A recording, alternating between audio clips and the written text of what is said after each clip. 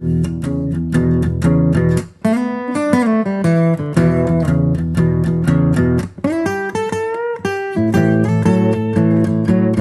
చిన్న తిరుపతి వెళ్దాము. ఊరు వెళ్ళినప్పుడు అసలు మిస్ కాకూడదని చెప్పాను నేను ముందే మా హస్బెండ్‌కి. అసలు ఎట్టి పరిస్థితుల్లోని ఊరెళ్ళిన తర్వాత బిస్కెట్ చేస్తే ఊరుకునేది జరగదని చెప్పి తీసుకెళ్ళాననమాట. ద్వారకా తిరుమల, చిన్న తిరుపతి ఎంత మహిమగల టెంపుల్ అంటే ఎప్పుడో చిన్నప్పుడు వెళ్ళాను. అత్తయ్య గారు ఎప్పుడో మొక్కు ఉందంట. అప్పటి నుంచి మేము పెండింగ్ పెడుతూనే ఉన్నాము. లాస్ట్ ఒక 4 ఇయర్స్ నుంచి కూడా. లేదు ఈసారి సంక్రాంతికి వెళ్ళినప్పుడు ఖచ్చితంగా చిన్న తిరుపతి వెళ్ళాలి అని చెప్పాను. సో, సరే అయితే వెళ్దామని అయితే మా హస్బెండ్ తీసుకువెళ్తున్నారు. ఇంకా శృంగవృక్షం నుండి చిన్న తిరుపతికి అయితే అరౌండ్ ఒక 90 కిలోమీటర్స్ చేంజ్ ఉంది. సరే బైక్ మీద వెళ్దాం సరదాగా, పల్లెటూర్లు అవి కూడా బాగుంటాయి పొలాల మధ్యలో అవి అని చెప్పి డిసైడ్ అయ్యాం. అండ్ ట్రాఫిక్ కూడా పెద్దగా ఏం లేదు, ఎందుకంటే అప్పటికి ఇంకా సంక్రాంతికి ఇంకా ఎవరు రాలేదు. సో అప్పుడు రోడ్లన్నీ కూడా మంచిగా ఖాళీగా ఉన్నాయి. మేమైతే మార్నింగే స్టార్ట్ అయిపోయాము. ఎందుకు అంటే త్వరగా వెళ్తే దర్శనం అయ్యేటప్పటికి ఎలాగా భోజనం టైం అవుతుంది. అండ్ టెంపుల్లోనే భోజనం చేద్దాం. అలాగే ఆంజనేయ స్వామి టెంపుల్ కూడా చాలా ఫేమస్. చిన్న తిరుపతి నుంచి అక్కడికి ఇంకొక 15 కిలోమీటర్స్ ఉంటుందన్నమాట. సో అది ఇంకో వీడియోలో చూపిస్తా. శ్రీ మధ్య ఆంజనేయ స్వామి టెంపుల్ చాలా అంటే చాలా బాగుంటుంది అండ్ చాలా ఫేమస్ కూడా. చాలా మహిమగల టెంపుల్ అది కూడా. చిన్న తిరుపతి ఎంత మహిమగల టెంపులో మధ్య ఆంజనేయ స్వామి టెంపుల్ కూడా. సో ఇలా పంట పొలాల మధ్యలోంచి వెళ్తుంటే మాకైతే చాలా హ్యాపీగా అనిపించింది. మైండ్ అంతా చాలా రిలీఫ్గా ఉంది. అసలు హైదరాబాద్లో ఎలా నడుద్దామన్నా సరే ఎటు చూసినా ట్రాఫిక్కే కనబడుతుంది. అలాంటిది ఇంత పచ్చని పొలాల్లో మార్నింగ్ టైం దట్టు చాలా పీస్ఫుల్గా వెళ్తున్నాం అనమాట. జర్నీ మొత్తం చాలా హ్యాపీగా జరిగింది. అండ్ ఇంక చిన్న తిరుపతి విషయాలు అయితే నేను ఎప్పుడో చిన్నప్పుడు వెళ్ళాను, అరౌండ్ ఒక 10 ఇయర్స్ ఉన్నప్పుడు. మళ్ళీ ఇన్ని ఇయర్స్ తర్వాత వెళ్ళడం అనేది అసలు చాలా హ్యాపీగా అనిపించింది. అండ్ ఇంకా చిన్న తిరుపతి గురించి మనం చాలా విశేషాలు తెలుసుకుందాం. చిన్న తిరుపతిని త్రేతాయుగంలో నిర్మించారని చెప్తారు. అలానే దువ్వూరు అనే ఒక మహాత్ముడు వెంకటేశ్వర స్వామిని దర్శనం కోసం తపస్సు చేశారంట. అప్పుడు స్వామివారు స్వయంగా ఆయనకి ప్రత్యక్షమై ఇక్కడ తన స్వరూపాన్ని వెలికి తీయమని ఆదేశించారంట. అప్పుడు అలా మనకి వెంకటేశ్వర స్వామి విగ్రహం వెలుగులోకి వచ్చింది. ఇదే రావట్లేదు. హైవే నుండి వెళ్ళిన తర్వాత ఇంక మొత్తం కిందకి వస్తే భీమడోలు ఆ రోడ్లోంచి వెళ్ళాలన్నమాట. చాలా అంటే చాలా బాగుంది ప్లేస్ మొత్తం కూడా. అంతా కొత్తగా చాలా పల్లెటూర్లతో భలే పంట పొలాలు ఇవన్నీ చూస్తుంటే చాలా హ్యాపీగా అనిపించింది మాకు. అందుకేనేమో అసలు అలసట అనేది తెలియలేదు. ఇలా ద్వారకా తిరుమల ద్వారకం చూడగానే ఎంత హ్యాపీగా అనిపించిందో. ఇంకా మనకి ఇక్కడ నుంచి కూడా రూమ్స్ అన్నీ ఎక్కడెక్కడ అవైలబుల్ ఉంటాయి అవన్నీ కూడా ఉన్నాయి. ఇంకా మనం వెంకటేశ్వర స్వామి కళ్యాణోత్సవం టైంలో వస్తే అసలు ఖాళీనే ఉండదు. మనకి చిన్న తిరుపతిలో కళ్యాణోత్సవం చాలా విశేషంగా చేస్తారు. ముఖ్యంగా శ్రావణ మాసంలో ఎక్కువగా భక్తులు వస్తారంట. అలాగే మనకి ఆలయంలోని శ్రీనివాస కళ్యాణోత్సవం, పవిత్రోత్సవం, బ్రహ్మోత్సవం ఇవన్నీ కూడా చాలా బాగా జరుగుతాయి.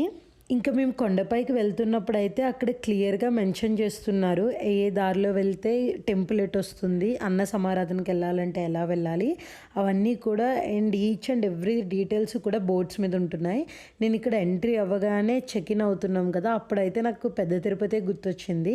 పెద్ద తిరుపతి వెళ్ళినప్పుడు మనకి ఎలా అయితే టోల్ గేట్స్ అవి ఉంటాయో సేమ్ అలానే చిన్న తిరుపతిలో కూడా టోల్ గేట్స్ అవి ఉన్నాయి.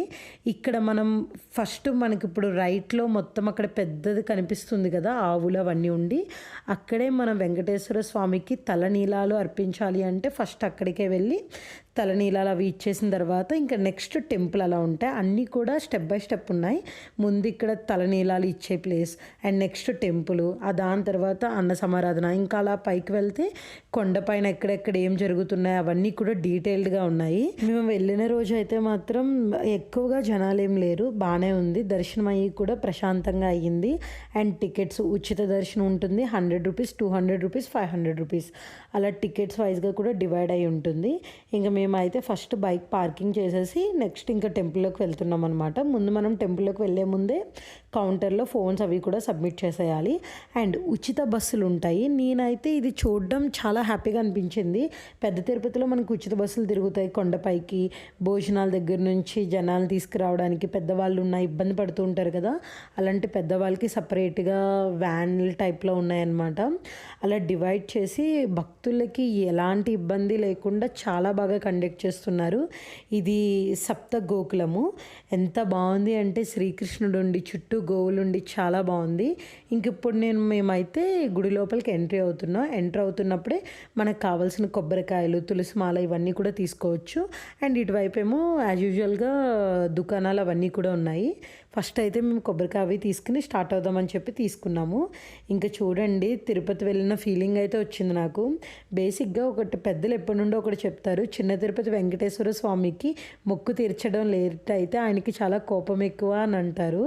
మనం ఇంకా పులిహార అవి ఇస్తున్న ప్రసాదాలు, నేను ప్రసాదాల గురించి తర్వాత మాట్లాడతా. ఫస్ట్ దర్శనం అయ్యి అయిపోయిన తర్వాత అప్పుడు మీకు క్లియర్గా ఎక్స్ప్లెయిన్ చేస్తా. ప్రసాదాలకు వెళ్ళేటప్పుడు మేము ఎన్ని చేసామో అసలు. ఇంక ఇలా ఉన్న తర్వాత మా దర్శనం అయిపోయింది. ముందులో ఫోన్ కౌంటర్ దగ్గర అన్నీ ఇచ్చేసి ఇంక దర్శనం అయ్యి చేసుకొచ్చిన తర్వాత ఇంక నెక్స్ట్ నేను వీడియో తీద్దామని చెప్పి తీస్తున్నాను. అండ్ కోలాటం అవన్నీ కూడా చాలా బాగా జరిగాయి. కోలాటం, భోజనాలు అవన్నీ కూడా 1 by 1 ఇప్పుడు వస్తూ ఉంటాయండి.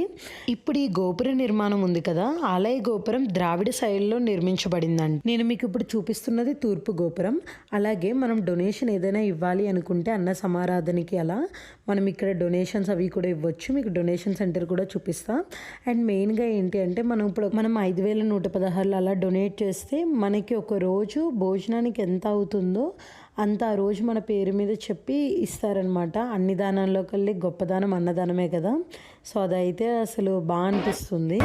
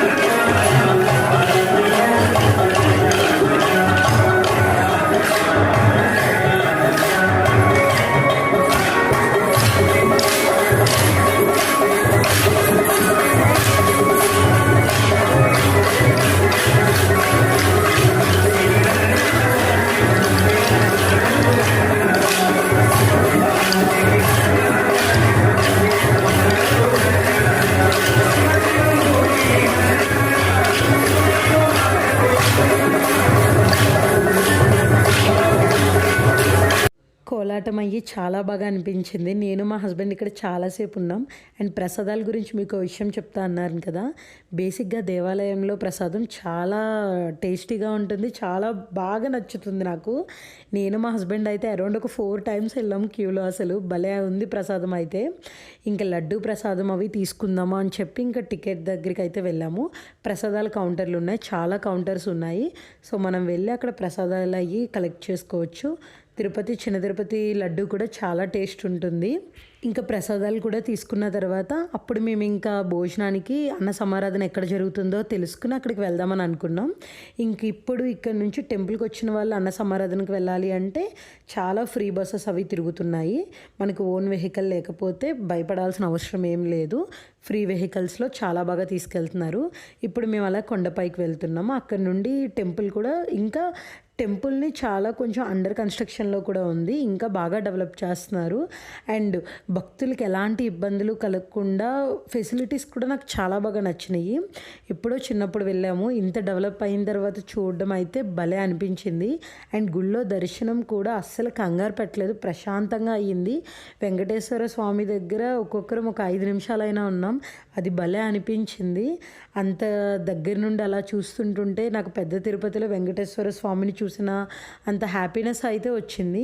ఇక్కడ లోపల అయితే ఇళ్ళ కింద అలా ఉన్నాయి, భలే అనిపించినాయి. బట్ ఇది ఒక్కొక్క దానికి ఒక్కొక్క పేరుతో ఉంది. నేను అంత క్లారిటీగా వీడియో తీయలేదు. ఇంకా భోజనం టైం అవుతుంది కదా అని చెప్పి అన్న సమారాధనకు వెళ్తున్నాము. ఇంకా లోపలికి వెళ్తుంటే చాలా పెద్ద బిల్డింగ్ ఉంది.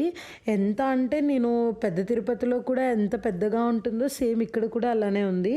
అండ్ ఇక్కడ ముందు నేను ఇంత వెయిటింగ్ చూసి ఒక రూమ్‌కి మధ్య అంత ప్లేస్ ఉంచి ఆ బల్లలయ్యి ఉంటే ఎందుకు అని అనుకున్నాను. తర్వాత అర్థమైంది. ఇప్పుడంటే జనం తక్కువగా ఉన్నారు గానీ నార్మల్‌గా క్రౌడ్ ఎక్కువ ఉన్నప్పుడైతే ఇవన్నీ నిండిపోతాయా అని ఆలోచించాననమాట. మేము వెళ్ళినప్పుడైతే కొంచెం అంత ఎక్కువ మంది లేని మూలాన్ని చాలా ఫ్రీగా అయిపోయింది.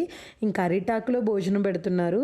నీట్‌గా అలా టేబుల్ మీద కూర్చుని భోజనం, ప్రసాదం తినడం అనేది నిజంగా ఒక పెద్ద గొప్ప వరమే. ఎంతమంది భక్తులున్నా ఎవ్వరికీ ఏ ఇబ్బంది లేకుండా సేవ చేసే వాళ్ళు ఎంత బాగా చేస్తున్నారో, ఇంకా అరిటాకుల్లో అవన్నీ పెట్టిన తర్వాత ఈ రైస్ అవి వడ్డించడం, మళ్ళీ కర్రీస్ కూడా మళ్ళీ సెకండ్ టైం తిరగడం, అలా అన్నీ కూడా చాలా బాగా నచ్చింది. ఇంకా ప్రసాదం అంతా మనస్ఫూర్తిగా తినేసిన తర్వాత అయితే దర్శనం అండ్ భోజనం 2 కూడా మాకు చాలా బాగా అయినాయి. సో, చాలా హ్యాపీగా అనిపించింది. ఇంకా రిటర్న్ అయితే స్టార్ట్ అయిపోయాము. అప్పుడు అనుకున్నాం అనమాట. అప్పటికే టైం అరౌండ్ 1 అయింది. సో, ఇంకా చిన్న తిరుపతి అయింది. ఇంకా 3 కల్లా ఓపెన్ చేస్తారు శ్రీ మధ్య ఆంజనేయ స్వామి టెంపుల్.